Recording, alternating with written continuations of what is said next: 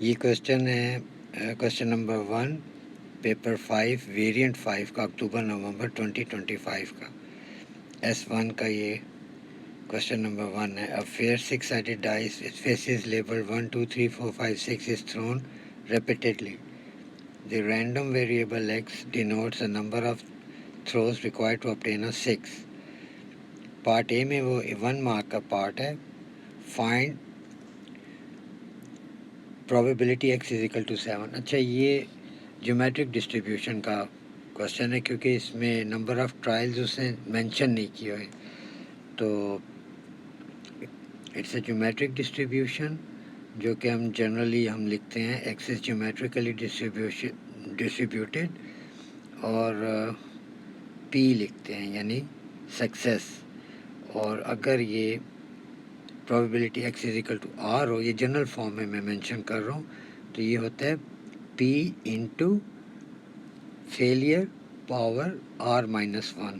p अब success है और q फेलियर है. तो probability x is less than equal to r अगर है तो हम क्या करेंगे 1 माइनस q पावर r. तो अब probability x is equal to 7 दिया हुआ है तो इसमें हम x इज ज्योमेट्रिकली डिस्ट्रीब्यूटेड 1/6 ये सक्सेस है हमारी, क्योंकि 6 की प्रोबेबिलिटी इस डाइस में 1/6 बनती है. तो probability x is equal to r ये होगा, हम 1/6 लिखेंगे इंटू q पावर r-1. तो 1 माइनस 1/6 करें तो 5/6 आता है और r-1 r हमारा 7 है, 7 माइनस 1 हमारा 6 बना देगा. इसको आप कैलकुलेटर से वैल्यू ले लें तो 0.0581 और इसको आप 3SF पे लिख दें तो 0.0558 और मेंशन करें 3SF. ये आपका पार्ट 1 का आंसर हो जाएगा. पार्ट 2 में बी पार्ट में वो कह रहे हैं find the probability x is less than equal to 5 greater than equal to 3. तो 3 और 5 इंक्लूसिव हैं तो probability x is equal to 3 plus probability x is equal to 4 plus probability x is equal to 5 ये हमने calculate करनी है. तो 3 की x इज इक्वल टू 3 की हम करेंगे p हमारा 1/6 है, q हमारा 5/6 पावर 2, 3 माइनस 1 हो जाएगा 2 plus probability x is equal to 4 के लिए 1/6 times 5/6 power 4 minus 1 3 plus probability x is equal to 5 के लिए p की वैल्यू 1/6, q की वैल्यू 5/6 पावर 5 माइनस 1 4. अब इसे आप कैलकुलेटर से आप कैलकुलेट कर लें तो ये वैल्यू आपकी आती है 0.2926 जो कि 3SF पे आपने लिखनी है तो 0.293 हो जाएगा. क्वेश्चन नंबर 2 इसमें वो कह रहे Kai has a spinner with 4 side label 1 2 3 4. When spinner is spun, score is the number on the side on which the spinner lands. Random variable x denotes this score. The probability distribution table for x is given below. इसमें उसने p 2p and p लिखा हुआ है. Find the numerical value of variance of x. 4 marks का part है ये. तो इसमें आपने क्या करना है, वेरिएंस पहले तो प्रोबेबिलिटी इसकी टोटल करें ताकि p की वैल्यू आप निकाल लें. तो आप इन सब को ऐड करें और is equal to 1. p plus 0.4 plus 2p plus p is equal to 1. यहाँ से आपकी ना p की वैल्यू निकल आती है जो कि 0.15 है. To find variance of x पहले आप फाइंड करें e ऑफ एक्स स्क्वायर जो कि होता है sum of X square into its probability. Variance of x का फार्मूला दिया होता है इन्होंने फार्मूला शीट में, e of X square minus e of X का होल स्क्वायर. तो e ऑफ x हम निकाल लेते हैं. तो e ऑफ x का फार्मूला है sum of x into its probability. तो पहले प्रोबेबिलिटी में ये रेड में मेंशन कर रहा हूँ, p की वैल्यूज़ वहाँ पे लिख देता हूँ 0.15, 2 की 0.4, 3 की आप 2 इंटू 0.15 करेंगे तो 0.3, 4 की खाली पी है जो कि 0.15 है। तो अब आप ये 1 into its probability 0.15 plus 2 into its probability 0.4 plus 3 into its probability 0.3 plus 4 into its probability 0.15, इसे आप कैलकुलेटर से देखें क्या वैल्यू है, 2.45।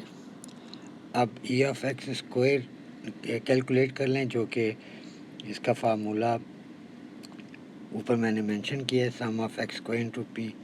तो एक्स आपका 1 है, उसका square into its probability 0.15 plus 2 का square into its probability 0.4 plus 3 into its 3 का square into its probability 0.3 plus 4 का स्क्वायर इंटू इट्स प्रोबेबिलिटी 0.15, इसकी वैल्यू बनती है आपकी 6.85।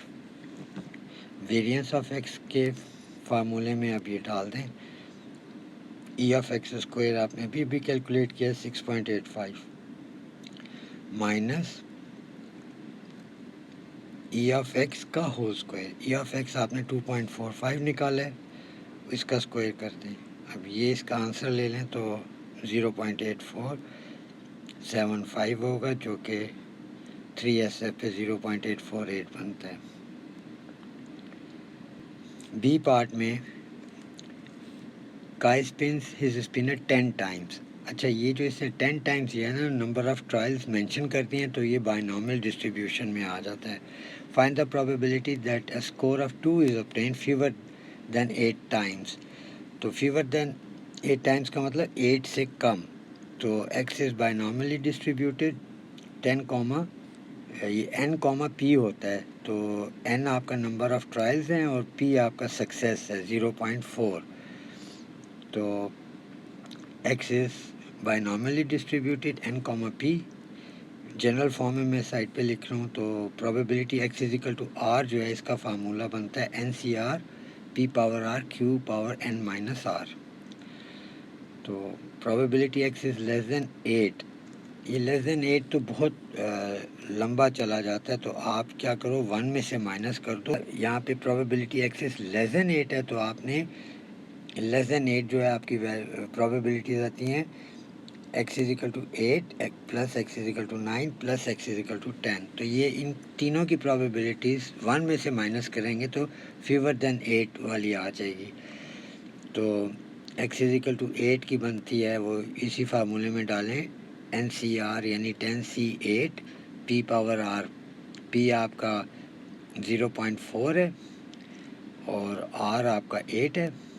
q 1 माइनस 0.4 करें तो 0.6 बनता है, ये q हो गया फेलियर। n माइनस r यानी 8 minus 2 sorry 10 minus 8 which is 2 plus, अब आप probability x is equal to 9 करें तो 10C9 0.4 पावर 9 और q 0.6 power 10 minus 9 1 plus probability x is equal to 10, तो 10C10 0.4 power 10 q 0.6 power 10 minus 10 0। इसको आप सारे को ब्रैकेट वाले को कैलकुलेट करें कैलकुलेटर से, फिर 1 में से माइनस करें उसे, तो आपका आंसर आता है 0.9877, जो कि आप 3SF पे लिखेंगे तो 0.988 बन जाएगा।